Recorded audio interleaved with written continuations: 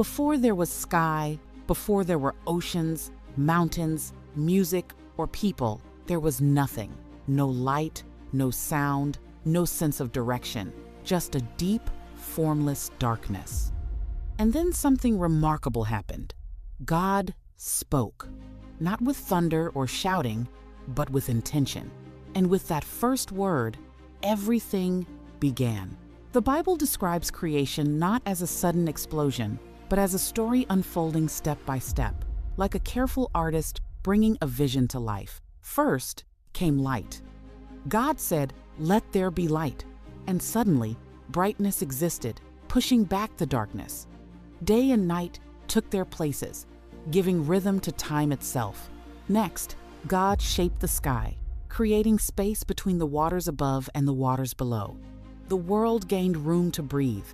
Then the waters gathered, dry land rose, and the earth came alive.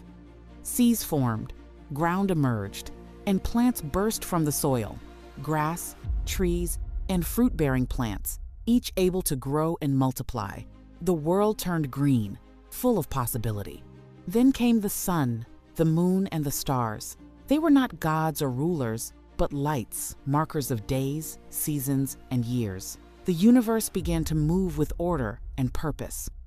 After that, life filled the skies and seas. Birds soared. Fish and sea creatures swam. The world was no longer quiet, it was alive and moving. Then God created the animals of the land, each according to its kind. And finally, God did something different. Instead of simply speaking, God paused and said, "Let us make humans in our image." Humans would not just live in the world, they would reflect creativity, reason, love, and choice. God formed the first man from the dust of the ground and breathed life into him. His name was Adam. Later, God formed the first woman, Eve, from Adam's side, not to rule over him or be ruled by him, but to walk alongside him. Together, they lived in the Garden of Eden, a place of beauty, peace, and abundance. They worked the garden, enjoyed its gifts, and walked in close relationship with God. Nothing was missing. Nothing was broken. At the center of the garden stood two trees, the tree of life and the tree of the knowledge of good and evil. God gave Adam and Eve freedom to enjoy everything in the garden, with one boundary. They were not to eat from the tree of knowledge. It was a choice that invited trust. Then the serpent appeared clever and questioning. It didn't force or threaten, it simply asked, "Did God really say that?"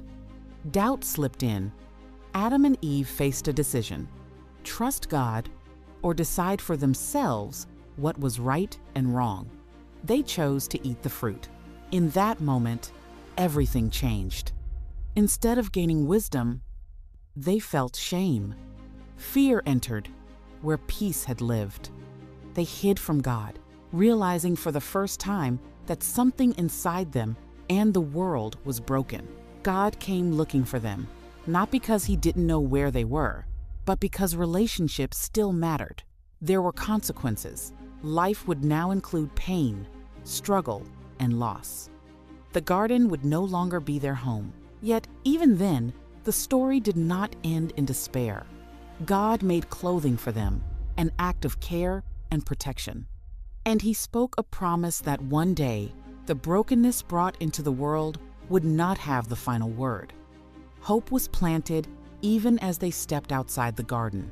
This ancient story still speaks because it tells us that the world was created with purpose, that human life has value, and that freedom is both a gift and a responsibility. It reminds us that brokenness did not start with us, and it will not end with us.